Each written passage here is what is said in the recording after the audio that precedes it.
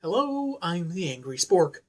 Few pairings of cross-publisher heroes could be more fitting than two men that stalk the night streets for wrongdoers, both with childhood traumas, both instilling terror in their prey. One modeled after an animal stereotyped as blind, the other actually blind. That might make things awkward. I'm taking issue with Daredevil and Batman. So let's see if this 1997 one-shot makes us want to turn the page, or turn our heads.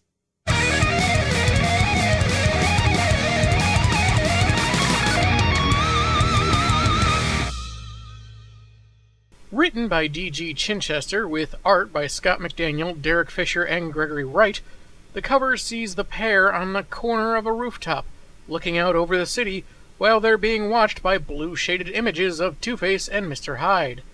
And it looks like Harvey's hand is bleeding. Don't worry, it's probably not his blood. Wait a minute. Inside the cover are descriptions of our protagonists, written in a style that feels very crime noir, using colorful metaphors you might find in an old black-and-white detective movie. Or a parody of one.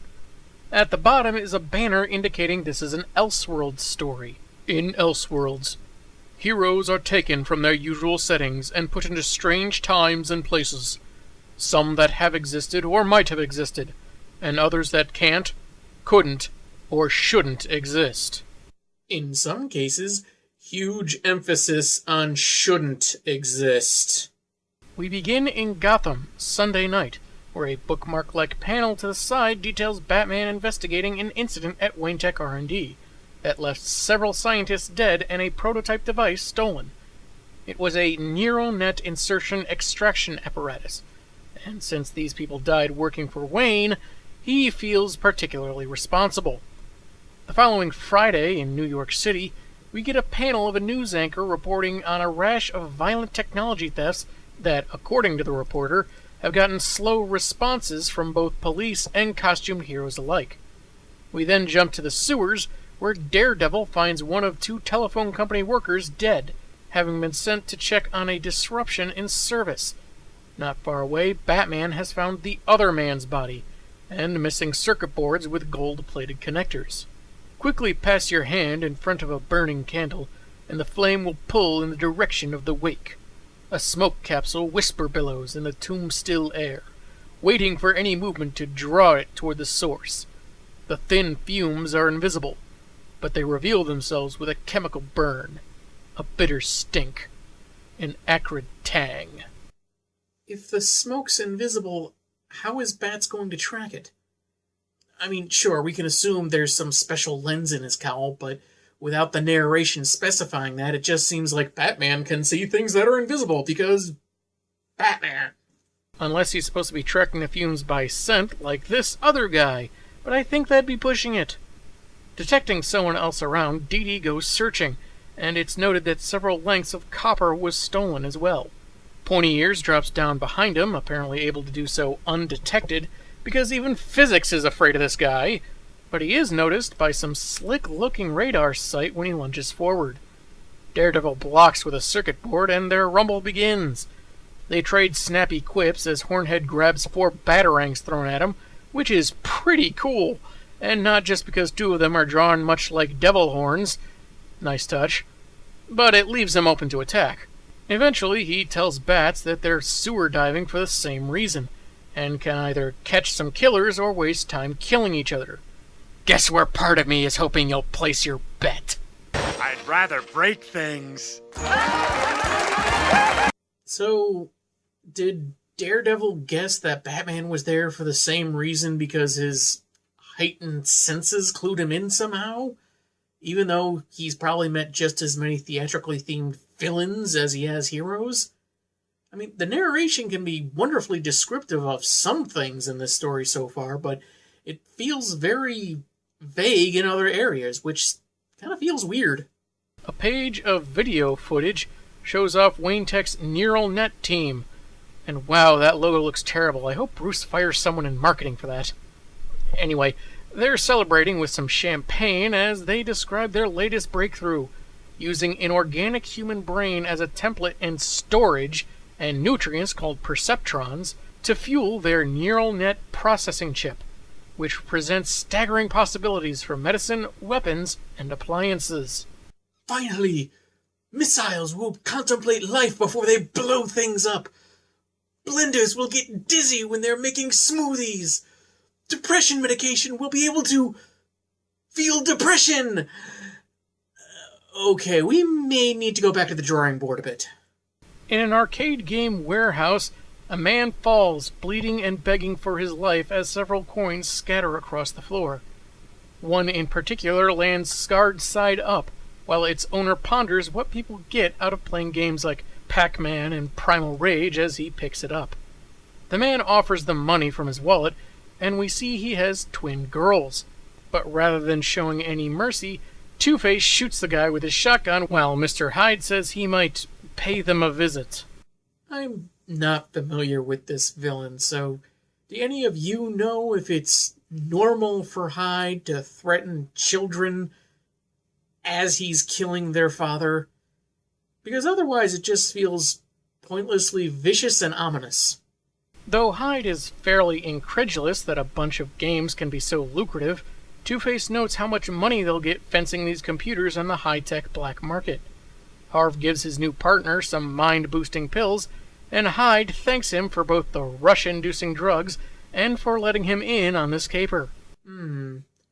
Two-Face and pills. This seems strangely familiar. We flash back to Columbia University, when a young Mr. Dent was in a pre-law lawyer wannabe invitation, debating against Matt Murdock on the topic of vigilantism. Matt, with the con stance, states the law is the strength of a society and cannot be abandoned for a moment of raw emotion. Harvey respectfully, if a tad arrogantly, disagrees, saying that not only do vigilantes exist, they'll be forgotten by stagnant laws, and that embracing special circumstances could be beneficial. Long after the discourse, the two are palling around campus, getting along despite their differing views and knocking over a statue of Lady Justice. Ha ha! Vandalism. In present-day Manhattan, Batman and Daredevil are swinging across the city, sort of sniping back and forth, Bats bemoaning past resource sharing being one-sided, on his side naturally, and Dee scoffing at the idea of proving himself to the Dark Knight, who tracked Two-Face's murder and robbery to the Big Apple. And because he probably can't help himself, Batman reveals the small cues that led him to deduce Daredevil is blind. He changes the subject, wanting to know what Bats has planned for Dent, and is berated for admitting to knowing the villain in better times. He's a criminal. I plan to see him pay for his crimes in the highest manner the law allows. I'm not sure if this is the Elseworlds element at work, but the writing seems to forget that Bruce and Harvey have been actual friends in many iterations of their history. I'm fine with a Batman that can be a little tougher on violent crooks, but this version doesn't seem to care about Dent at all. Matt says that within the monster lies a man that perhaps shouldn't receive leniency, rather a chance at redemption, but Pointy Ears has had enough, telling him to sit this case out while he drops into the Batmobile. And yeah, that outline of a cross is very likely intentional. Nice touch, given Murdock is Catholic. Hardly deterred, Dee drops on the iconic vehicle, snarking from his landing to being tossed off when the brakes are hit. The detective considers human life sacred, but he's not above scaring someone, which, in this case, means threatening to run his Crimson counterpart over. Devil can register Batman's vitals, and they don't seem to have any murderous intent. But they also haven't changed since their tussle in the sewers, so anything's possible. Including the car swerving to avoid him. Another page of research footage where a neural net chip is seeded into experimental animals as hosts, a necessity that will not likely be part of the factory model. Higher life forms provide better, more flawless chips, but the subjects do not survive. In order to halt chip growth and neutralize the perceptron nutrients, a field unit was developed, and it's during this exposition that the lab is infiltrated by Two-Face. Get my good side! Man, America's Funniest Home Videos got dark. In a condemned church fencing their stolen goods, Dent starts a philosophical discussion on the devil and man's capacity for evil with Hyde, but the latter just eschews it, saying he long ago abandoned the humanity and morals of his former self, Calvin Zabo, as he snatches Two-Face's coin, claiming it holds his partner back. And Harv really doesn't like that, grabbing Hyde's head and putting a gun to it before taking his treasured token back, and a couple strands of hair as well. When the woman asks how they'd like their payment, Hyde begins getting angry, insisting they agreed on cash over the phone.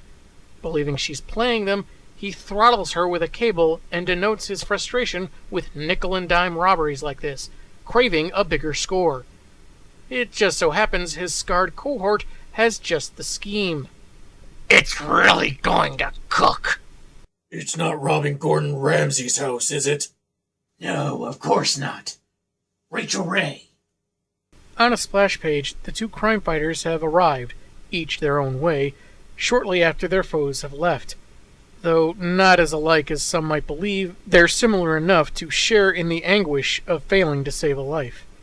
They determine who she was, that she may have come from a well-to-do family and was just out looking for thrills, and Daredevil decides it's time they actively start working together before someone else dies.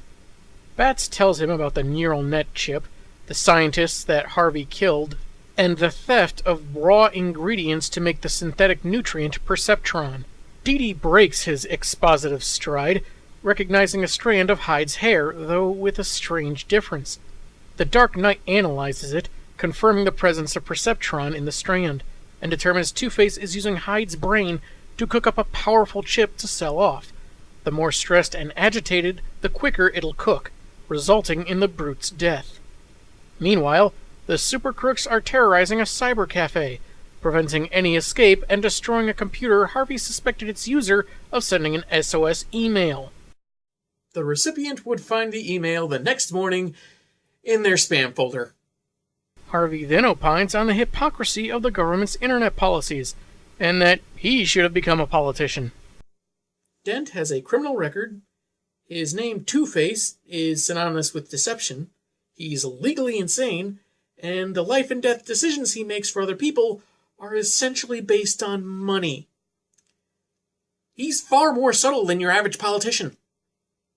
He tells the husband and wife owners, the latter of whom is wearing a Nightwing shirt, that they and their clientele are being held for $10 million ransom. After stuffing his face with pastries and Perceptron, Hyde knocks aside the male proprietor and makes advances on the wife, with, unpleasant implications.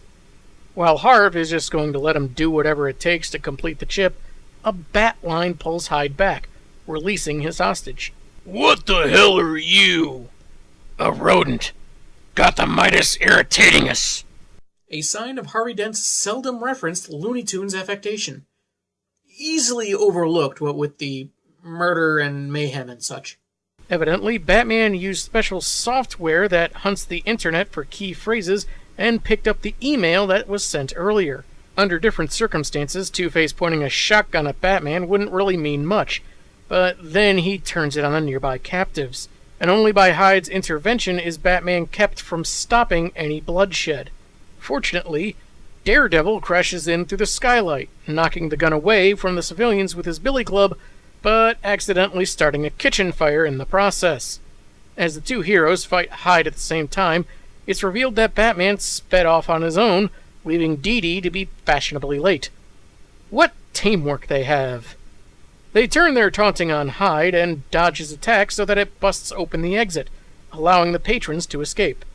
Everybody out! He looks scary, but he means well. I'm pretty sure.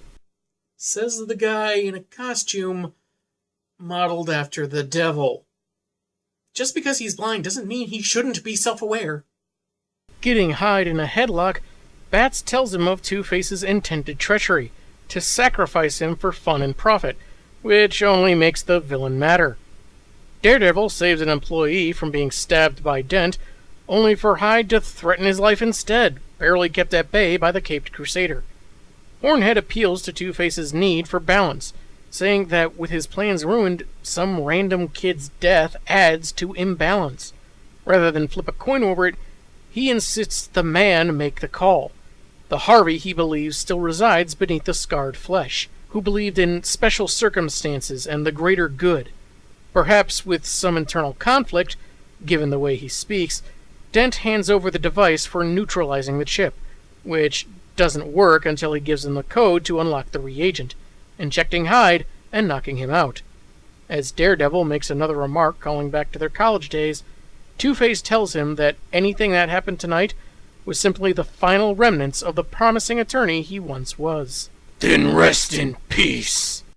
That's just plain weird. Spontaneous, simultaneous quipping, and a cliche no less.